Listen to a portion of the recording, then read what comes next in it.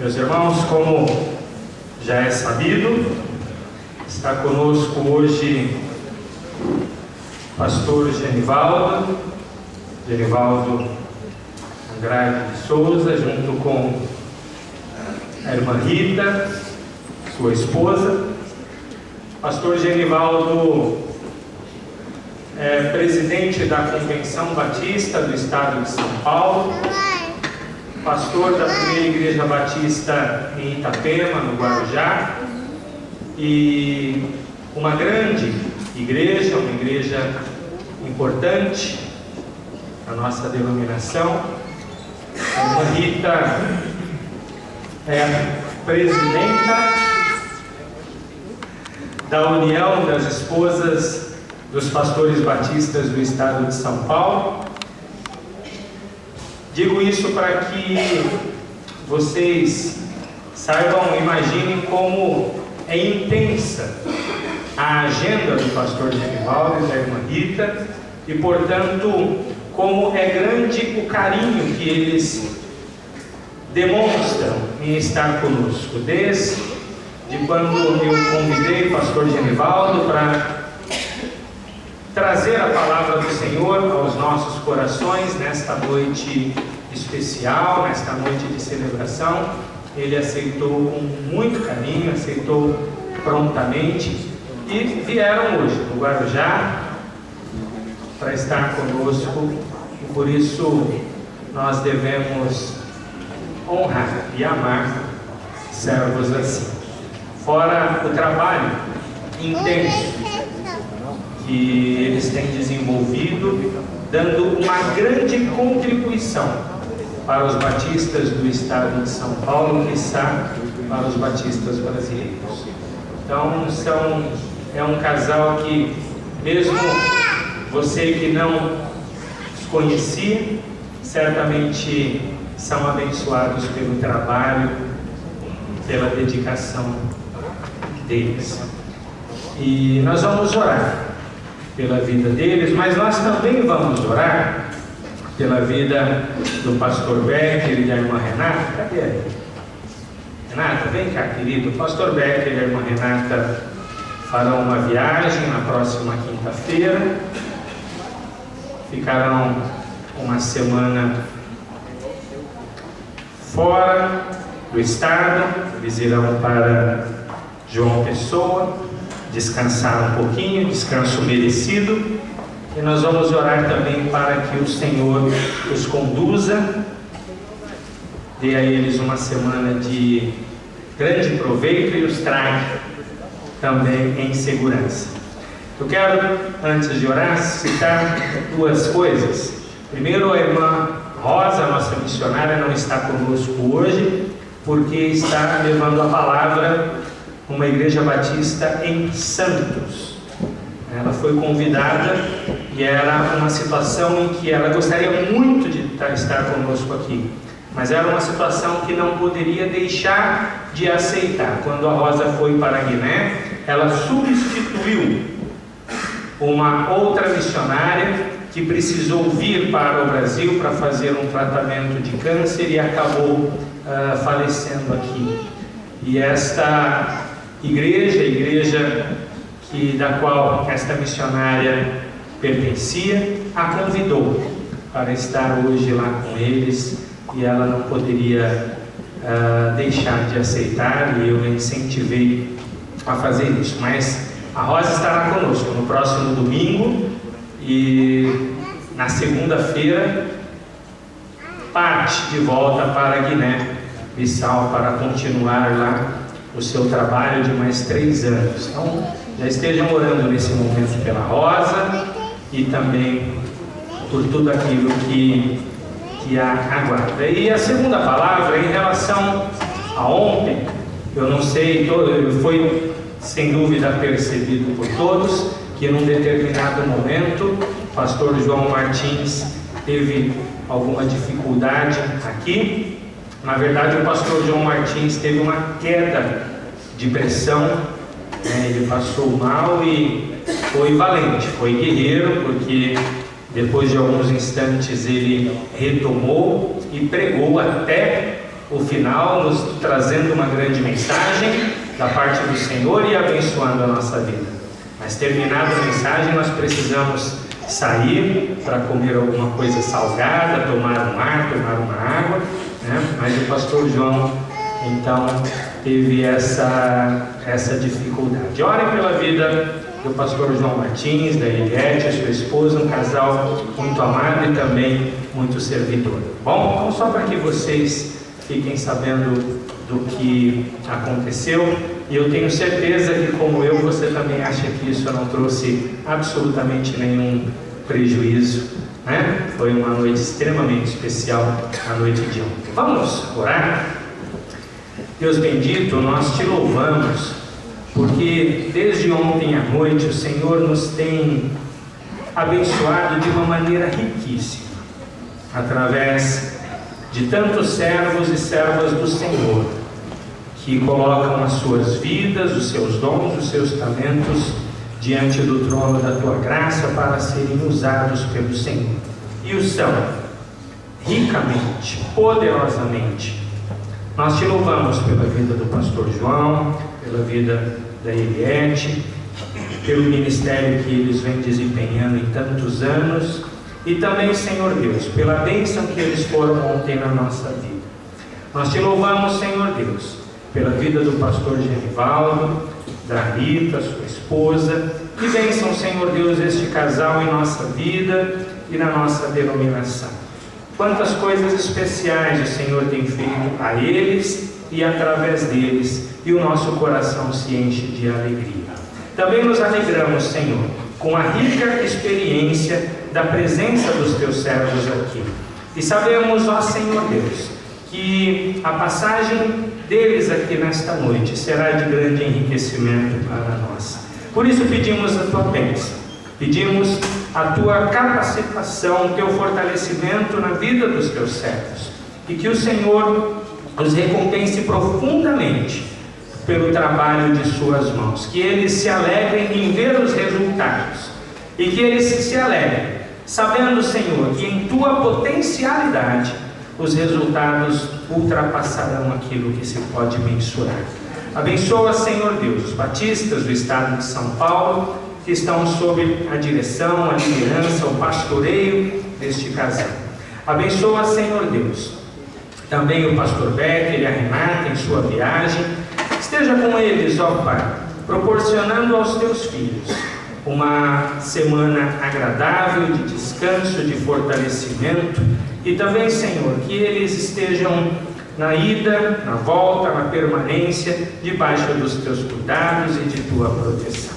Por tudo isso te louvamos e clamamos também, Senhor, finalmente, que o Senhor, através do teu servo, fale poderosamente aos nossos corações e que ele, Senhor Deus, pronuncie da parte do Senhor, da parte da tua santa palavra, aquilo que precisa ser dito para nós, aquilo que nós precisamos ouvir, e que encontre em nós corações e ouvidos abertos e atentos, que esta tua palavra frutifique e produza em nós aquilo que te agrada.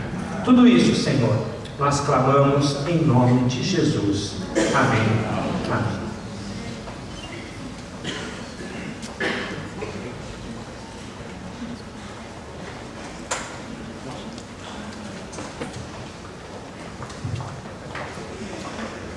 Ao Senhor Jesus rendemos toda a honra, todo o louvor e toda a glória, hoje e para sempre. Amém, meus irmãos? É uma alegria muito grande, um privilégio estarmos juntos aqui nesta noite especial, comemorando os 65 anos desta igreja. Desde já, pastor Pécio, a minha gratidão, porque o irmão está nos incluindo nessa festa. Deus o abençoe. O pastor Pécio tem sido um amigo querido, um obreiro promissor, sempre participante, envolvido na causa, e nós bendizemos ao Senhor por esta vida, também pela vida da sua esposa, irmã Gláucia. Ela tem sido uma cooperadora valorosa, também na união de esposa de pastores. A minha esposa constantemente reitera o apoio de como ela é fundamental para que esse trabalho aconteça. Então, que Deus abençoe esse casal que agora está ficando muito mais rico, né? Não apenas com um filho, mas com um casal de filhos. Que coisa! Então, que Deus abençoe. Vai precisar de muita irmã aí para ajudar, né? Esse é um tempo muito especial. Peço aos irmãos que abram suas Bíblias no livro de Atos, no capítulo 3.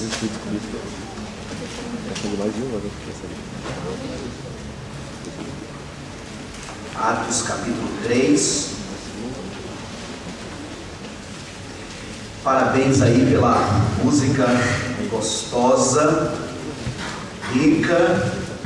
Que bom, meus irmãos. Parabéns aí dos jovens, né? Se dedicando, instrumentos diferentes. Que coisa boa. Isso quer dizer que a igreja tem futuro, vai ter líderes para o futuro. Isso é maravilhoso.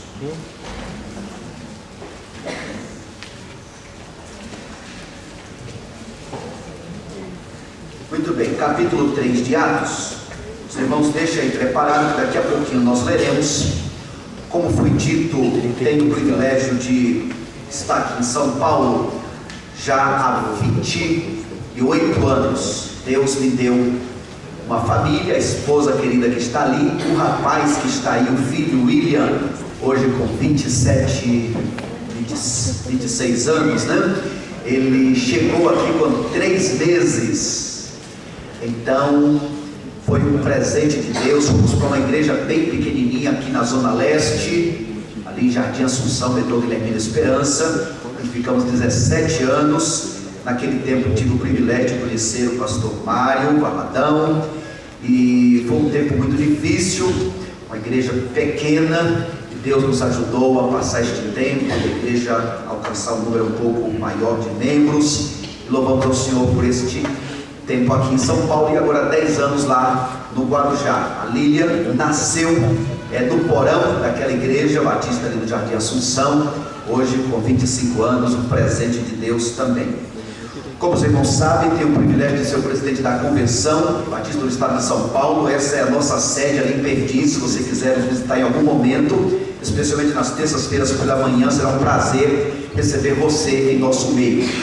Hoje, a nossa Convenção Batista, somos subdivididos em 44 associações, 1.225 igrejas. E nós temos, então, 12 macro-regiões. E destas 12 macro-regiões, nós temos 27 que estão no interior, 10 que estão, dessas associações, 44, destas 10 estão na capital, 6 na Grande São Paulo, 27 no interior e no litoral. E estas 44 associações estão divididas, mais uma vez, agora para poder facilitar o trabalho, em 12 macro-regiões. E esta macro-região da capital, ou da Grande São Paulo, abrange 39 municípios. Convite para os irmãos. Primeiro, próximo dia 4, sábado que vem, nós teremos o 3º Congresso de Eclesiologia, será lá no Colégio Batista de Perdizes. Caso vocês possam, vai ser muito bom. Nós teremos 2 preletores principais, o pastor Josué Belo Salgado, que é da Memorial de Brasília, e o pastor Jorge Pinheiro, um dos pastores lá de Perdizes. E nós estamos preparando, vamos pensar um pouquinho sobre o que pode e o que não pode, o que é que podia e hoje não pode mais, o que é que estão colocando nas igrejas e que não é bom que coloque. Vamos então estudar sobre estas coisas. Um outro convite, e esse convite para todos nós, dia 8 de junho, dia 8 de junho, nós temos no estado de São Paulo 645 municípios. Destes 178 municípios ainda não tem um projeto batista, uma igreja batista, uma congregação batista.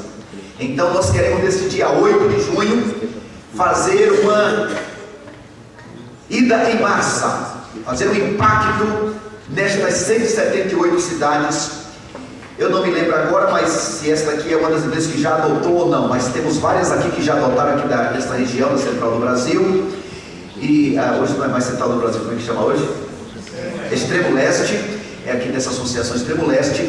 E eu quero desafiar esta igreja, líderes que estejam aqui de alguma outra igreja, para abraçar esse dia 8 de junho, quando sairemos aí para todas as partes, indo para essas cidades. Teremos boné, camiseta, fichas, folhetos, todo o material necessário.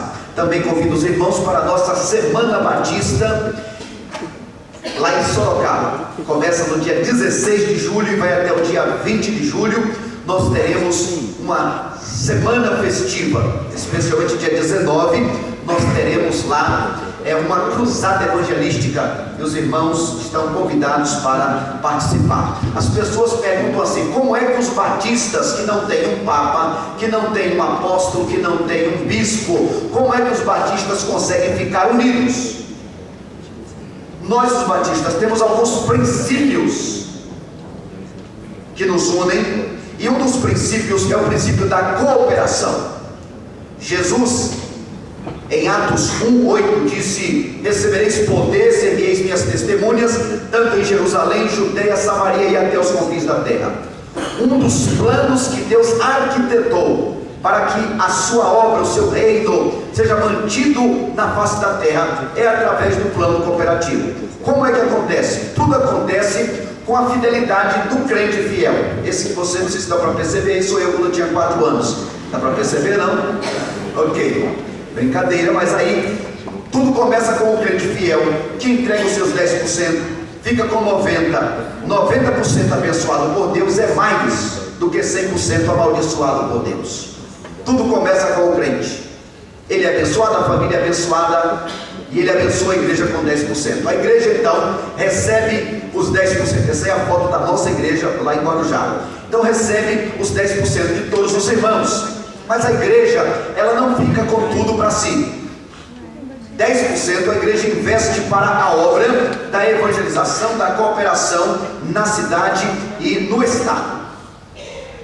Então a igreja, com os 10% que recebe, ela pode o quê? Pode ter muitos trabalhos, como essa aqui tem, muitas atividades. No nosso caso lá temos programa de TV, manhã e noite, em 3 canais diferentes, e outros trabalhos, e são 6 pastores, tem várias coisas feito, porque aquele crente fiel entregou a sua parte, e assim a igreja pode suprir todas as suas necessidades, fazer o seu trabalho local. Mas a igreja manda do que recebe 10% para o Estado. O Estado recebe não só da nossa igreja, eu creio que essa aqui também mande. Assim, o Estado faz um bolo gigante novamente. Aquele bolo gigante não fica todo no estado de São Paulo. O Estado manda 14% para o Trabalho Livre Brasil. Assim, não apenas a nossa convenção estadual manda, mas os outros 26 estados também mandam. De novo é feito aquele bolo gigante. E tudo que é preciso fazer a nível de estado foi feito, a nível de Brasil está sendo feito. Lares, casas, trabalhos com seminários e assim por diante. Só que não fica tudo no Brasil. O Brasil manda também para a Aliança Batista Mundial. E assim, através da oferta daquele crente fiel, é abençoado não apenas ele mesmo, como a sua igreja, o seu estado, o seu país, o seu mundo. Eu pergunto aos irmãos: de quem é este plano? O que vocês acham? Este plano é de Deus ou de Satanás? O que vocês acham? De Deus. Essa é uma primeira pergunta. Esse plano, então, ele é de Deus. A segunda pergunta: quem se alegrará se você participar desse plano? For fiel na sua igreja, a sua igreja fiel no estado, o estado ao país, o país ao mundo. Quem se alegrará se você participar deste plano? Deus ou Satanás? Deus. E a última pergunta desta parte é: com sua atitude, quem está se alegrando? Se você está sendo fiel, amém, com certeza você está dando alegria para Deus, está abençoando a si mesmo, a sua família, a sua cidade, a sua igreja, o seu estado, país e mundo. Amém? Amém. Meus amados irmãos, esta igreja, a PIB de São Miguel, está fazendo 65 anos. Dia 24 de abril de 1948. 22, é isso? 26 membros. Não sei quantos membros tem hoje. Alguém já disse ali um número? 376. Oi? 26 membros. 65 anos de história. 20 igrejas filhas. É uma igreja que praticamente já produziu uma convenção. Existem alguns estados que a convenção inteira não tem 20 igrejas. Existem países. Sou testemunha de quantos obreiros que já conheci daqui, quantos seminaristas, quantos líderes, quanto esta igreja é relevante. Nos anos que passei aqui na Zona Leste, era notável o valor desta igreja. Recentemente preguei lá na Penha, no 81 anos, e eles disseram: a igreja de São Miguel é uma das filhas. É isso? Uma das filhas. Que coisa especial. Mas nesta noite nós estamos pensando o seguinte: todos nós, igreja ou pessoas, estamos em um de três estágios. Ou estamos neste primeiro estágio do empenho, da entrega, do crescimento, daquela disposição, motivação para alcançar o objetivo. Ou chegamos no estágio da estagnação, e aí pensamos que está parado, que estamos parados, mas na verdade estamos caindo. Nós, como igreja, precisamos constantemente nos reinventar. No casamento, comece aquela maravilha. Há uma tendência com o passar dos anos para cair nessa estagnação. Se não houver um cuidado, um investimento, porque casamento não é sorte, é investimento, começa a deterioração, começa o fracasso. Eu pergunto aos irmãos, na sua visão, esta igreja, a igreja primeira de São Miguel, está em qual destes estágios? No estágio do empenho, da entrega, do crescimento, vamos conseguir, tem novos alvos, novos desafios, temos que avançar? Ou essa igreja deu uma parada, uma estagnada, e quando pensa que está parado, começa a cair, é como andar de bicicleta, se não anda, cai. Na sua visão, esta igreja está em que fase? Na sua visão, a sua vida familiar, profissional, está em que fase destes estágios? Nesta noite o tema que trazemos é práticas de uma igreja relevante. Convido você para ler no livro de Atos, no capítulo 3, verso de 1 em diante, porque neste capítulo 3 acontece uma cura gloriosa. Logo depois do capítulo 2, onde veio o Espírito Santo e a igreja começou de fato, temos aqui uma primeira ação da igreja depois da vinda do Espírito Santo. Capítulo 3, de 1 em diante. Certo dia, Pedro e João estavam subindo ao templo na hora da oração, às 3 horas da tarde. Estavam levando para a porta do templo chamada Formosa um aleijado de nascença. Este que era colocado ali todos os dias para pedir esmolas aos que entravam no templo. Vendo que Pedro e João iam entrando no pátio do templo, pediu-lhes esmola. Pedro e João olharam bem para ele, e então Pedro disse: olhe para nós. O homem olhou para eles e com atenção, esperando receber deles alguma coisa. Disse Pedro: não tenho prata nem ouro, mas o que eu tenho, isso eu te dou. Em nome de Jesus Cristo Nazareno, ande. Segurando-o pela mão direita, ajudou-o a levantar-se, e imediatamente os pés e os tornozelos do homem ficaram firmes. E de um salto pôs-se em pé e começou a andar. E depois que entrou com eles no pátio do templo, andando, saltando e louvando a Deus. Todo o povo, ao ver isso, ao ver o homem andando e louvando a Deus, reconheceu que ele era o mesmo homem que costumava mendigar, sentado à porta do templo chamada Formosa. Todos ficaram perplexos e muito admirados com o que lhe tinha acontecido. Apegando-se o mendigo a Pedro e João, todo o povo ficou maravilhado e correu até eles ao lugar chamado Pórtico de Salomão. Vendo isso, Pedro lhes disse: israelitas, por que isso vos surpreende? Por que vocês estão olhando para nós, como se tivéssemos feito este homem andar por nosso próprio poder ou piedade? O Deus de Abraão, de Isaac e de Jacó, o Deus dos nossos antepassados, glorificou o seu servo Jesus, a quem vocês entregaram para ser morto, e o negaram perante Pilatos, embora ele tivesse decidido soltá-lo. Vocês negaram publicamente o santo e justo e pediram-lhes que ele fosse soltado um assassino. Vocês mataram o autor da vida, mas Deus o ressuscitou dos mortos, e nós somos testemunhas disto. É pela fé no nome de Jesus, o nome que curou este homem, que vocês conhecem.